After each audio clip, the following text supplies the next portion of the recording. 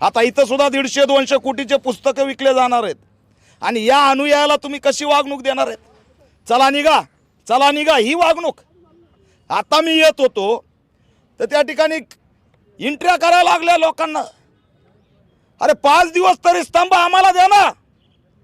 हा स्तंभ आमचा आहे, आमच्या पूर्वजांचा लढ्याचं प्रतीक आहे.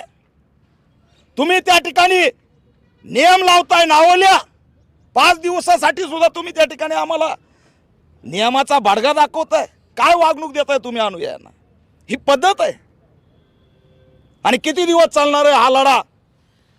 कोर्टात चालू आहे, अमुक चालू आहे, दमुक चालू आहे का?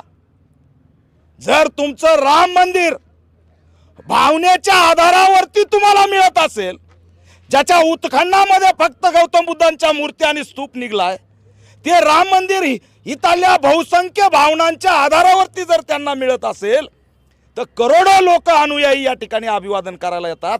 त्यांचा भावनेचा आधार ठेवून भीमा कोरेगाव स्तंभ आम्हाला का दिला जात नाही? काही वागणूक दिली जाते.